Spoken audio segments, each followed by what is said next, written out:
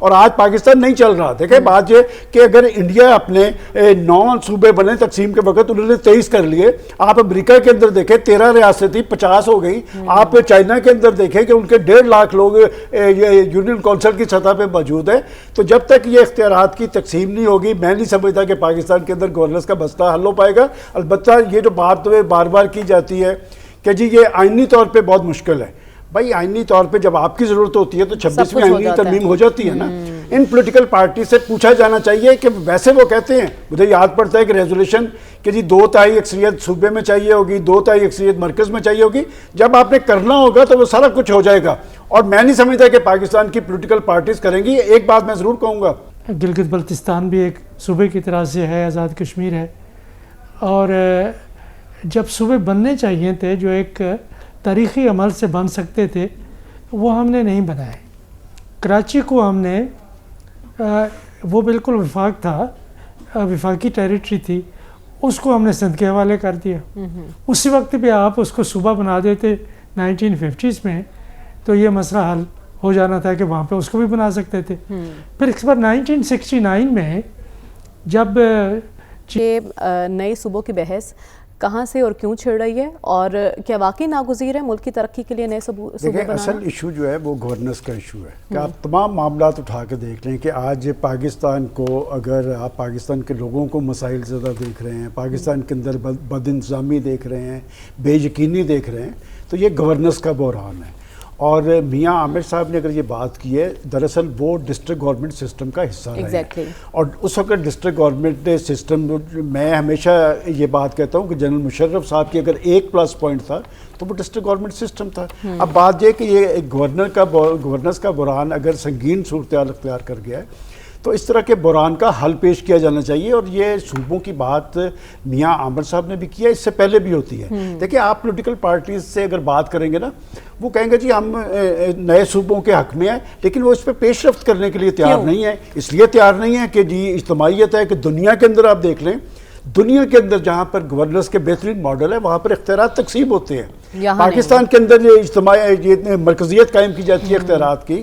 اور جب ہم گورننس کی بات کرتے ہیں اور نئے صوبوں کی بات کرتے ہیں, سسٹم ہے نا, اس پر بھی عمل درآمد نہیں ہوتا. بھائی اگر اس پنجاب کے 4 صوبے ہو جائیں تو کیا لوگوں کو انصاف نہیں ملے گا؟ لوگوں گورننس کا عمل یقینی نہیں بنے گا کہ یہ کوئی ایک کا مسئلہ نہیں. کراچی کے یہ کراچی ڈوب گیا ہے, کراچی کے اندر اگر وہاں پر کراچی کی ڈسٹرکٹ گورنمنٹ ہوتی تو کوئی جواب دہ ہوتا ہے.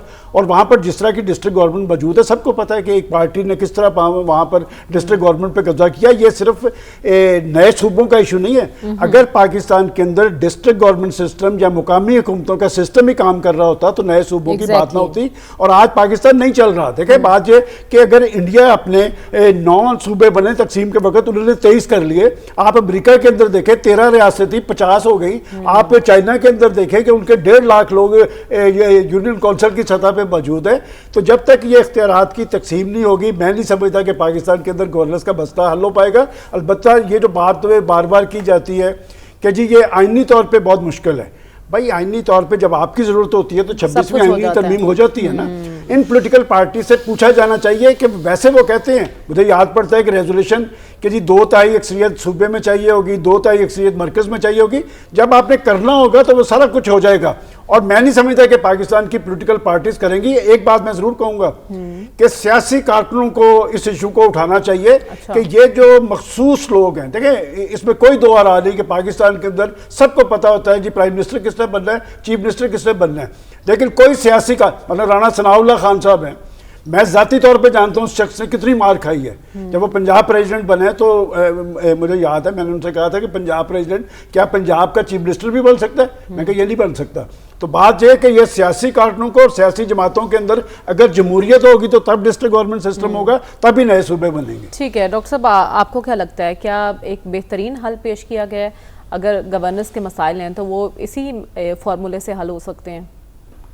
یہ کوئی نئی بات نہیں ہے, وقتاً فوقتاً ابال اٹھتا ہے پاکستان میں. یہ ہم 60s سے باتیں سن رہے ہیں. ایوب کے زمانے میں اسرا خان نے تجویزیں پیش کی تھی, پتہ نہیں کتنے صوبوں کی لسٹ تھی, اور لوگوں نے بھی وقتاً فوقتاً کی ہے. یہ ابال جو ہے اٹھتا رہتا ہے.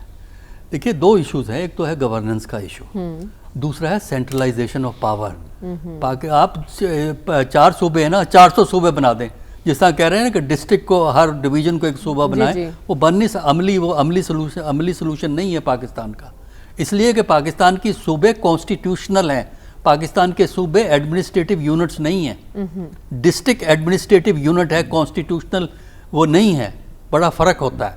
ہمارے جو کانسٹیٹیوشنل صوبے ہوتے ہیں وہ اپنے اختیارات کانسٹیٹیوشن سے لیتے ہیں. ٹھیک ہے. اور اگر آپ ہر ڈویژن کو بنائیں گے تو اگر وہ سارے ہی اختیارات وہاں سے لیں گے تو سسٹم آپ کا نہیں چلے گا. تو لہذا یہ سوچنا پڑے گا اس کے اوپر. اچھا, اب رہا, دیکھیے ہمارے ہاں سینٹرلائزیشن آف پاور ہے. جن ملکوں میں یہ ایگزیکٹو اور اسٹیبلشمنٹ سیکیورٹی اتنی پاورفل ہو جتنی پاکستان میں ہو, کوئی ماڈل نہیں چل سکتا, وہ سینٹرلائزڈ ہو جاتا ہے ماڈل جو ہے.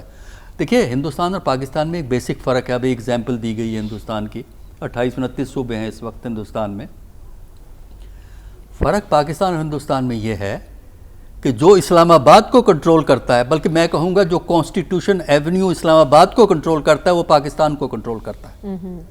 ہندوستان میں جو دلی کو کنٹرول کرتا ہے وہ ہندوستان کو کنٹرول نہیں کرتا. اچھا. جب تک وہ الائنسز بلڈ نہیں کرتا, جب تک وہ پارٹنرشپس اسٹیبلش نہیں کرتا, وہ نہیں کامیاب ہو سکتا ہندوستان میں.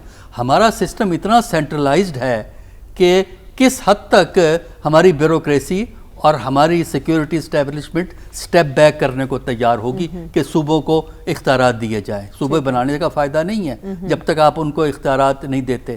دوسرا یہ ہے کہ اگر آپ اتنے صوبے بنائیں گے تو یہ دیکھیں کہ اس میں عوام کو آپ کیا آفر کرنا چاہتے ہیں, کیونکہ الیٹ کو تو فائدہ ہوگا. 10 صوبے ہیں, 10 گورنر ہو گئے, 10 چیف منسٹر ہو گئے, 10 یہ ہو گئے, 10 وہ ہو گئے, بیوروکریسی بھی پھیل گئی. لیکن سوال یہ ہے کہ عوام کو آپ کیا دیں. لیکن ڈاکٹر صاحب, یہ جو مخصوص خاندان ہیں جو ہمیشہ اقتدار میں آتے ہیں, کیا ان کی اجارہ داری ختم نہیں ہوتی؟ نہیں, ضروری نہیں ہے بھائی. اگر آپ نے ان خاندانوں کی اجارہ داری کرانی ہے نا تو 2 کام کر لیجیے, اسی نظام میں ہو جائے گی ختم. اور 3 کام کریں. کیسے؟ پہلے تو یہ ہے کہ فیئر اینڈ فری الیکشن کرائیں. عوام کو الیکٹ تو کرنے دیں نا لوگوں کو. یہ جو الیکشن کو مینوپولیٹ کیا جاتا ہے اور مینیج کیا جاتا ہے, ایک تو یہ جو ہے نا بند کریں. دوسرا, جتنے بھی ادارے ہیں, جتنا بھی پورا نظام ہے وہ کانسٹیٹیوشن کے مطابق چلے. کانسٹیٹیوشن کے اندر جو حدود کا تعین ہے اس کے تحت رول آف لا کو اسٹیبلش کریں, رول آف لیڈرز کو اسٹیبلش نہ کریں. تیسرا, ایک انڈیپینڈنٹ لوکل گورنمنٹ ہونی چاہیے, پاورفل اسٹرانگ لوکل گورنمنٹ ہونی چاہیے. چاہے آپ 25 صوبے بنا دیں, اگر آپ نے لوکل گورنمنٹ نہیں اسٹیبلش کرنی تو اس سے کوئی فرق نہیں پڑتا. لوکل گورنمنٹ آپ کی پاورفل ہونی چاہیے. آج کے دور میں بھی اگر آپ لوکل گورنمنٹ اتنی پاورفل کر دیں, ہر حکومت آنے سے پہلے کہتی ہے کہ ہم بنائیں گے. حکومت میں نہیں کریں گے, حکومت سے پہلے کہیں گے. ساری پولیٹیکل پارٹیز کے منشور میں ہے کہ بالکل ایسا ہی ہے. دیکھیں, اگر آپ ڈسٹرکٹ میں ڈسٹرکٹ گورنمنٹ کو اتنا پاورفل کر دیں کہ بندے کا بیشتر کام ڈسٹرکٹ لیول پہ ختم ہو جاتا ہے, تو وہ صوبے 4 ہوں یا 400 ہوں کوئی فرق نہیں پڑتا. اگر آپ نے پاور کو رکھنا ہی اوپر ہے, صوبے کے لیول پہ یا فیڈرل لیول پہ رکھنا ہے, تو پھر صوبے بنانے سے کیا بنے گا؟ NFC ایوارڈ کی تقسیم کا مسئلہ ہے, پاور شیئرنگ کا مسئلہ ہے, آپ کے کانسٹیٹیوشن کا پورا سٹرکچر آپ کو بدلنا پڑے گا. مسائل اتنے زیادہ ہیں ادھر, جیسے آپ نے ذکر کیا NFC ایوارڈ کا مسئلہ ہے, پھر لوکل باڈیز ہمارے پاس سسٹم موجود ہے لیکن اس پر عمل درآمد نہیں ہوتا ہے. ایسے میں رسول بخش صاحب, مسائل تو اتنے زیادہ ہیں, اس کا حل کیا ہے؟ اور جو صوبوں کی بات کی جا رہی ہے, کیا یہ ایک بہترین آئیڈیا ہو سکتا ہے؟ دیکھیں, اس کے اوپر پہلی بات یہ ہے کہ سنجیدگی سے غور ہونا چاہیے کہ اگر ہم دنیا کا 5واں آبادی کے لحاظ سے بہت بڑا ملک ہیں اور ہمارے 4 صوبے ہیں, گلگت بلتستان بھی ایک صوبے کی طرح سے ہے, آزاد کشمیر ہے, اور جب صوبے بننے چاہیے تھے جو ایک تاریخی عمل سے بن سکتے تھے وہ ہم نے نہیں بنائے. کراچی کو ہم نے وہ بالکل وفاق تھا, وفاقی ٹیریٹری تھی, اس کو ہم نے سندھ کے حوالے کر دیا. اسی وقت پہ آپ اس کو صوبہ بنا دیتے 1950s میں تو یہ مسئلہ حل ہو جانا تھا کہ وہاں پہ اس کو بھی بنا سکتے تھے. پھر اس بار 1969 میں جب chief marshal administrator Yahya Khan نے بلوچستان کا صوبہ بنا, یہ پہلی دفعہ صوبہ بنا ہے, اس سے پہلے نہیں تھا, تو کلات اسٹیٹ کو آپ صوبہ بنا دیتے, اور جو باقی ریاستیں تھیں، مکران تھا، خاران تھا، لسبیلا تھا، ان کی آپ علیحدہ ریاستیں بنا دیتے کہ تاریخ تو یہی تھی نا، ایک برٹش بلوچستان تھا، اس کو آپ صوبہ بنا لیتے. پھر آپ نے یہ کیا پنجاب میں کہ جو مشرقی پنجاب ہے اسے ہریانہ بن گیا، اس سے ہماچل پردیش بن گیا، اس سے پنجاب بن گیا، 3 صوبے اور بن گئے. تو ہم نے کبھی نہ سوچا کہ کیا اس لیکن پنجاب اب کو تو ہمیں کیا تجویز کرنا سامنے چاہیے. آئی ہے نا، اس پر کوئی پیش رفت ہو سکتی ہے آپ کی نظر میں؟ دیکھیں پیش رفت جہاں تک کہ سیاسی جماعتوں کا تعلق ہے، وہ 200 سے 300 خاندانوں کا ایک مشترکہ سیاسی کنبہ ہے. وہ ان کو آپ مختلف سیاسی جماعتوں میں دیکھ سکتے ہیں، لیکن ایک سماجی لحاظ سے، سماجی وقار حیثیت کے لحاظ سے وہ سب ایک ہیں. گدی نشین ہیں، جگیردار ہیں، قبائلی سردار ہیں اور ذات پات کے بڑے بڑے رہنما ہیں. اس کے علاوہ ادھر ادھر چھوٹی موٹے لوگ اور بھی ان کے حواری ہیں. یہ ان کی جو مناپلی ہے نا اجارہ داری ہے سیاست پر، وہ ریاستی سرپرستی سے ہے. اور ریاستی سرپرستی کی بنیادی وجہ پارلیمانی نظام ہے کہ وہ چیف منسٹر کو کہتے ہیں کہ یہ ڈی سی اور ایس پی ہمارے حوالے کریں، اس لیے کہ ہم نے آپ کو چنا ہے اور ہم نہیں منتخب ہوں گے تو پھر آپ بھی نہیں رہیں گے. تو آپ نے یہ جو بنیادی اصول ہے نا ریاست کو طرز حکمرانی یا گورننس کو چلانے کا، کہ آپ نے ایگزیکٹو اور لیجسلیچر کو علیحدہ رکھنا ہے، وہ آپ عملی طور پہ نہیں رکھ سکتے. ٹھیک ہے، تھیوریٹیکلی آپ کے پاس ہے. تو یہ ہے کہ موجودہ صورتحال میں نئے صوبوں کے بارے میں سوچنا، سنجیدگی سے غور کرنا انتہائی اہم ہے. ٹھیک ہے، لیکن اس کے ساتھ اگر کسی ملک میں مقامی حکومت نہیں ہے تو پھر یہ نہ سمجھے کہ یہاں پہ جمہوریت ہے، کہ اب صوبائی اسمبلی ہے، قومی اسمبلی ہے. بھائی عوام کی لیکن آپ حکومت کہہ رہے ہیں کہ وقت کا تقاضا ہے.